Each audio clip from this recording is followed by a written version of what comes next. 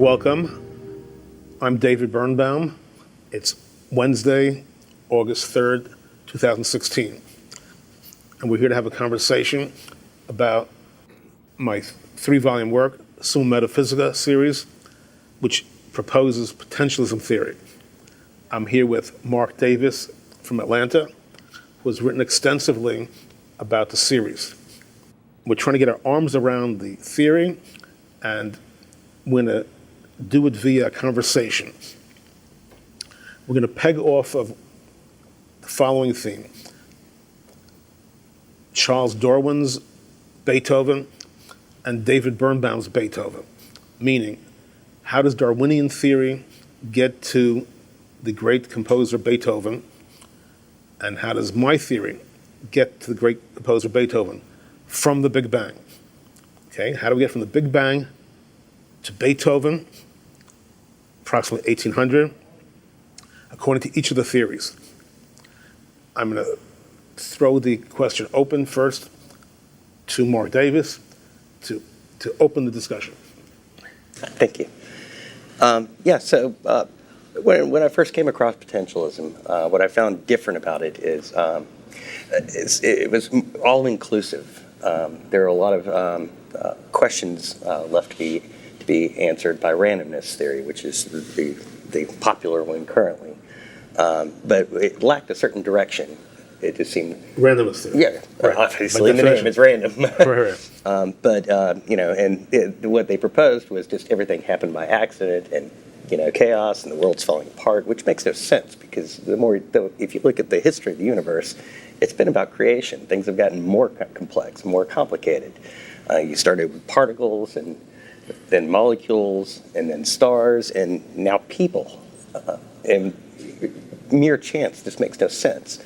And likewise, if you look at our Darwinian theory, yes, it has a place. It explains some of the factors, survival of the fittest, how humanity got to be the way it is, but it doesn't cover everything. There's missing gaps there. There's no advantage evolutionarily to, say, being able to paint or making music. Okay, let me give you my take just to this point.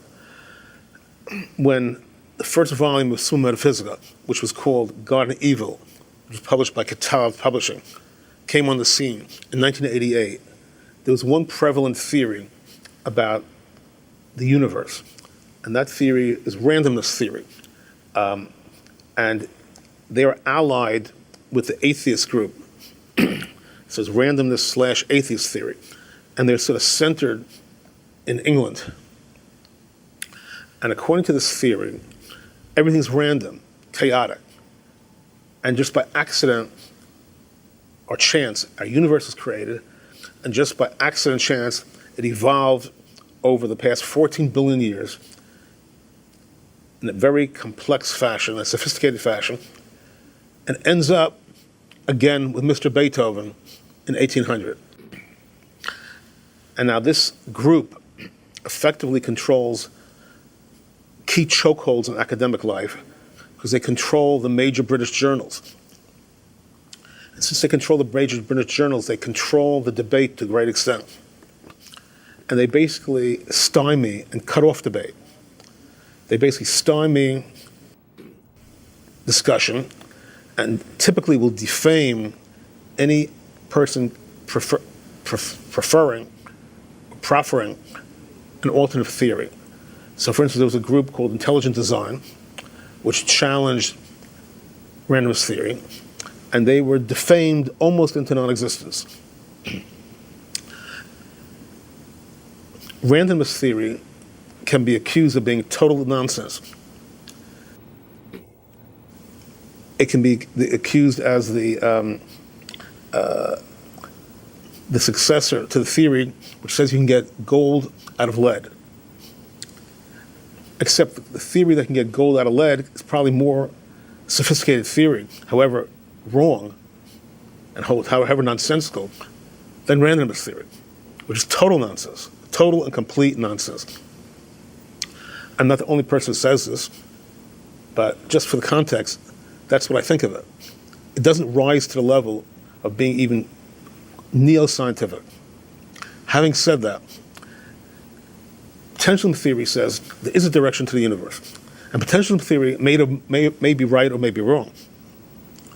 But it's certainly a legitimate, highly sophisticated theory, which is plausible. Okay, now continue. Okay. Please. Yeah, just to expand on the theory sum is it starts out very simply with the central formula, which is Q for P leads to C plus leads to E plus. So very simple, laid out, and everything in the universe can be structured that way. There's no other theories necessary. There's no other formulas really necessary. Anything else you get from potentialism is derived off that. Okay, so typically most laymen, and even scientists get a little nervous about any formulas. So we're going to back off formulas. Basically, for a moment, the theory says that potential drives the universe forward, and it seeks what we call E plus, what I call E plus extraordinariation. It's my own word. It seeks the extraordinary. That is its inexorable trajectory. So we go from almost nothingness through the Big Bang, through creation of the cosmic order, creation of the universe, creation of stars, planets, life, humans, and in the 1800, we intersect with Mr. Beethoven. It's all a trajectory towards extraordinariation. That's the guiding concept. Now, exactly how this works, that has to be worked out over the next 2,000 years. But it provides a working hypothesis to be discussed and analyzed. So it says, everything is not nonsense. Life, love, glory, poetry, music are not just random occurrences. They're an endeavor by the cosmic order to reach extraordinariation. And all these advances encompass the march towards extraordinariation. In the middle of the equation, what Marx said was C plus, which is complexification. So when we go from a single cell to multicellular, we're effecting C plus, what I'm calling C plus, complexification. When we go from a slug to a tiger in evolution, we're going through several levels of C plus on the march towards E plus, extraordinariation. So simply put, we start quest for potential, which we're calling Q4P. We're going through infinite C plus complexification, all on the march towards E plus, extraordinariation. Is E plus attainable? E plus is a goal, never to actually be achieved. It's an ongoing cosmic march.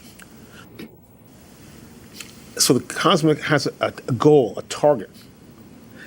Cosmos itself does not know exactly what E plus is, but it knows instinctively that higher levels of consciousness, higher levels of emotion, higher levels of beauty, higher levels of harmony, maybe in higher levels of mercy, maybe in higher levels of justice, maybe higher levels of glory, grandeur, beauty.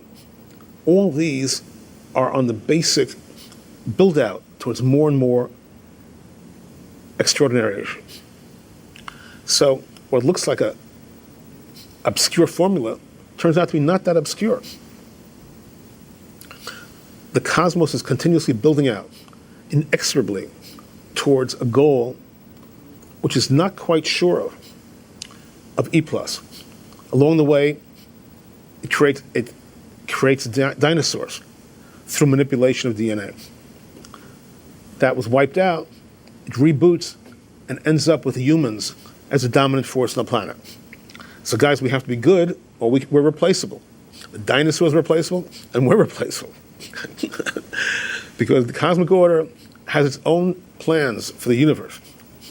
And if we can't advance relatively peacefully, and we destroy ourselves, the cosmic order will find another route towards E plus. Okay, take it from there.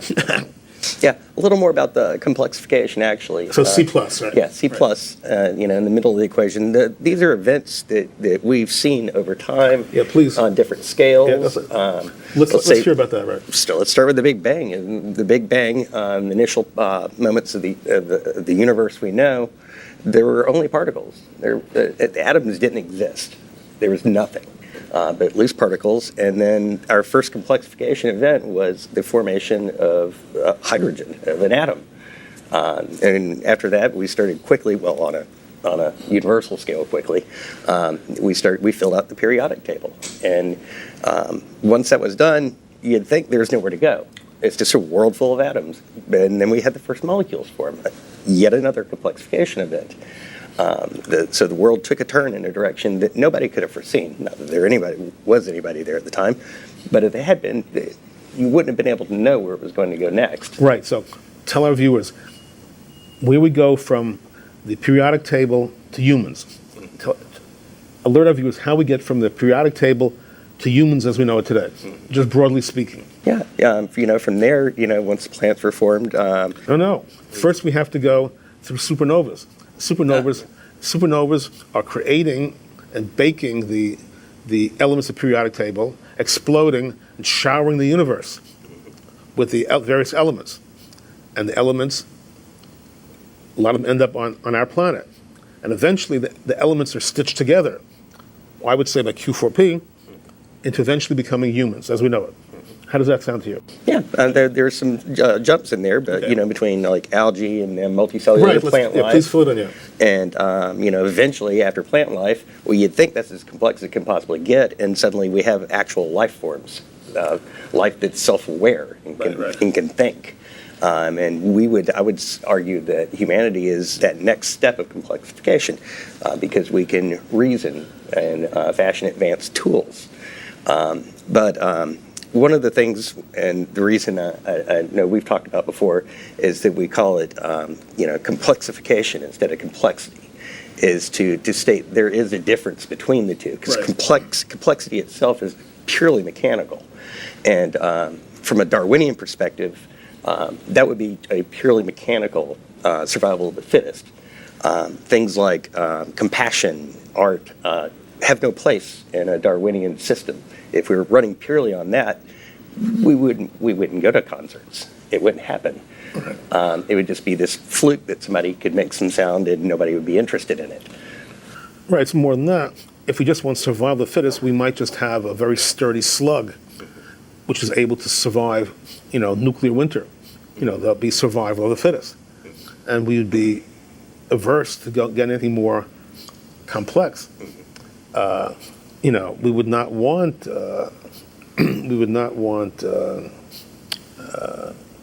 beautiful birds. We would not want Siberian tigers. We would want just a simple utilitarian survival entity. If Darwinian theory alone is sufficient. Now, survival is necessary. Survival is a component of Q4P, of quest for potential. To reach our potential, we have to survive. To thrive in life, we have to be able to pay the rent, right? But paying the rent is necessary, but not sufficient. Survival is necessary, but not sufficient. So it's not that Darwin was wrong, that survival of the fittest is a component, but it's far from the major component. It's a necessary, but wholly insufficient component. In the equation, we can say it's 10% of the equation. Whether it's 5% or 25%. In my mind, it's about 10% of the equation. It's necessary, but it's far from sufficient. It's a starting point.